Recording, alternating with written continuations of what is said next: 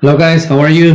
Good morning. I hope you're okay. I hope everything is fine in your houses, right? That you are safe and really relax in your houses, right? Playing video games, eating a lot of fruit. Remember always and vegetables and drinking water and also washing your hands, right? So guys, well today Thursday, May 28th of 2020, we are going to work on the last section of the vocabulary, right? Remember that we are in lesson number 2, and this one is going to be about enrich, going deeper, right? So here, what are we going to do? You need to remember about the Tomb Raiders. Remember this story about the Tomb Raiders? Remember that they were looking for Onassis the second tomb to get the gold, to get the riches, to get everything. But what did they get? They got a curse. Recuerden que recibieron una maldición. Y esa maldición fue de que los últimos días de su vida, perdón, iban a tener pesadillas y sucederles cosas malas. Entonces, de eso es lo que vamos a terminar hablando y escribiendo el día de hoy. So we got here enrich, going deeper. What are we going to do first? The first activity of the day, guys, it says here, Onassis placed a curse on his tomb, so no one will disturb him in the afterlife. Brainstorm all the other ways he could have protected his tomb. So here remember, Onassis, what was the curse? You will be watching or seeing terrific things, right? Horror things. And here, that was his curse. Esa fue la maldición que él puso en su tumba. Si alguien llegaba y la abría, entonces sus últimos días iban a ser de terror. But here, what do you think he could have done differently? ¿Qué pudo haber hecho diferente? A lo mejor y no haber puesto esta maldición de que iban a estar viendo cosas feas y de terror. What other curses do you think he could have used? ¿Qué otra creen ustedes que él pudo haber usado? So write it here, right? Write your ideas, write what you think he could have used instead of putting them to watch horrific things. Right? This is the first question for you today. And the second one, you're going to imagine this. Onassis' curse led to Lapis and Seth living in fear as punishment for robbing his tomb. Right? Remember, Onassis, la maldición de Onassis, llevó a Lapis y Seth, estos dos exploradores que no les importó, les contaron que había una maldición en su tumba, que no deben abrirla porque si la abrían, pues ellos iban a cargar con la maldición el resto de su vida. Pero ellos no creían, entonces fueron y la abrieron y ¿qué sucedió? Empezaron a ver cosas feas. If you could write a curse to protect your most valuable possessions, what would your curse be? Write your curse in the box, then explain what valuables your curse will be protecting. So here the instruction says, si tú pudieras escribir una maldición para proteger tus posesiones más valiosas, ¿cuál sería esta maldición? So you need to write here, my curse. ¿Qué le va a pasar a la persona que se robe o agarre esas cosas que estás protegiendo? Right? So you write it here. What will be your curse? So then, explain what valuables your curse will be protecting. Entonces, ¿qué va a ser eso que la maldición va a proteger? I don't know, my curse will be if somebody robs my computer, you would not be able to sleep anymore. You're not going to sleep anymore.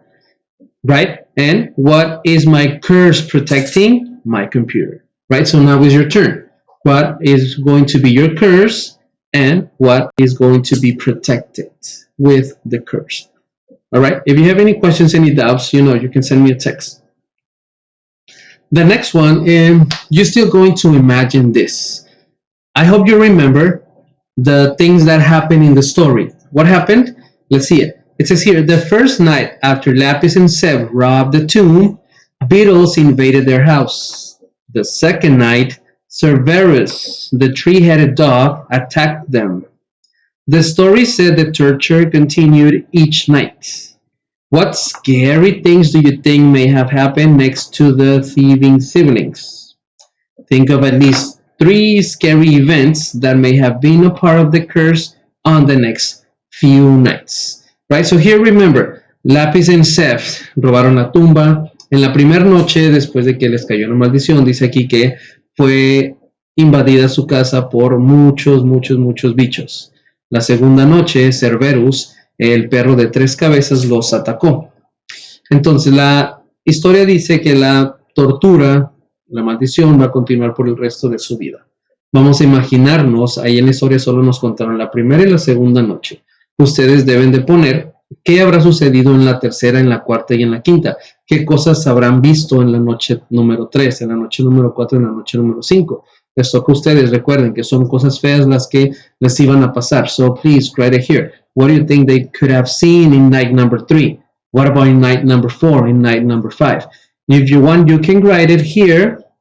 And then you can make a drawing, right? Hagan un dibujito aquí representando eso que ustedes creen verán en las siguientes 3 noches, right? So if you have any questions, guys, remember you can tell me and you can send me a text, right? So guys, please work on this. I think this is very helpful for you to imagine the 3 nights after the other 2. Okay, now let's continue. And this next activity is going to be enrich visible thinking, right? What do you think we're going to work on? Let's check here the activity. This will be page number 33, right? And here it says visible thinking, analytical thinking, risks and rewards. Remember risks and rewards, riesgos y recompensas. So it says here teamwork, but you're going to do it yourselves. Lapis and Seth knew it was a big risk to open Anas's tomb, but they did it anyway because they thought the reward of the riches inside would be worth it. Entonces Lapis and Seth sabían que había un riesgo al abrir la tumba de Anasis, pero de todos modos lo hicieron porque pensaron que la recompensa iba a ser muy valiosa, right? O sea, todas las riquezas y todo el oro que iba a haber ahí.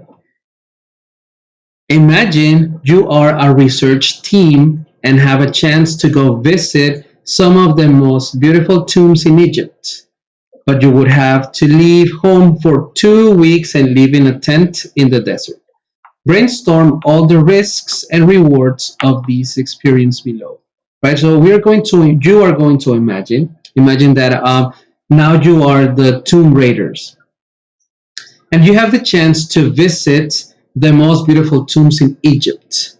But the only thing is that you need to go out from your house 2 weeks and live in a tent in the desert. Ok, van a ir a Egipto, van a ir a revisar las tumbas más hermosas del mundo, pero lo único malo es que van a estar viviendo en el desierto por 2 semanas en una casa de campaña. Right? So, imagine.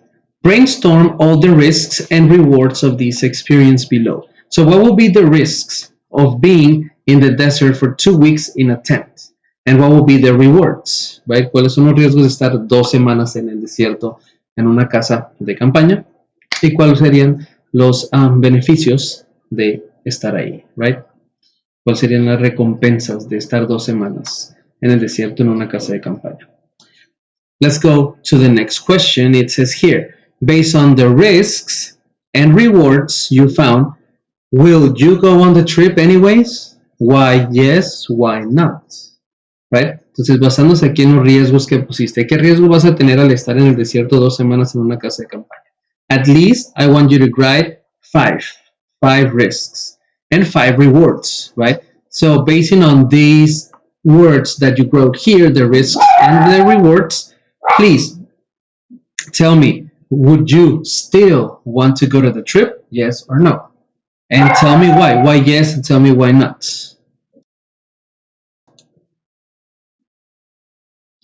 Let's go now, guys.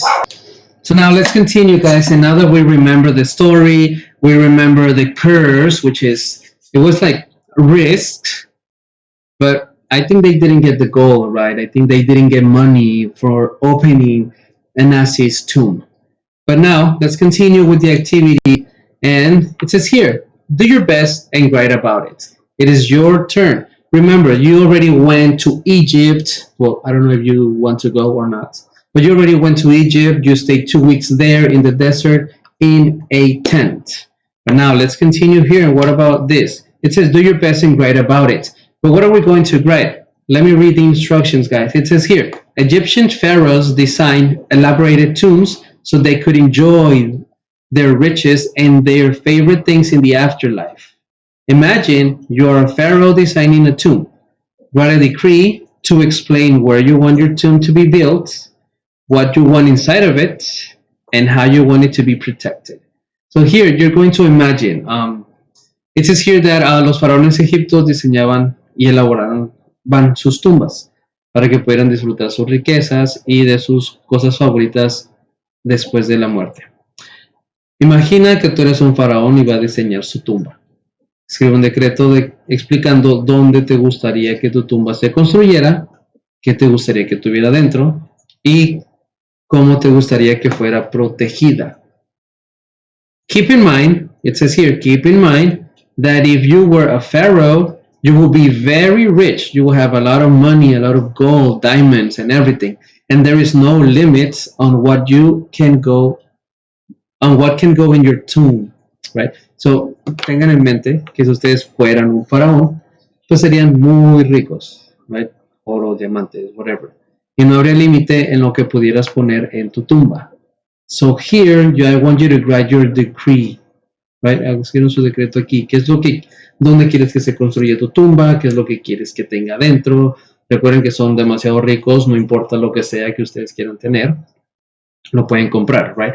And how do you want it to be protected? That is the most important thing. How do you want this tomb to be protected? ¿Cómo quieren que sea protegida esa tumba? No sé, poner a lo mejor y unos guerreros alrededor de ella, right?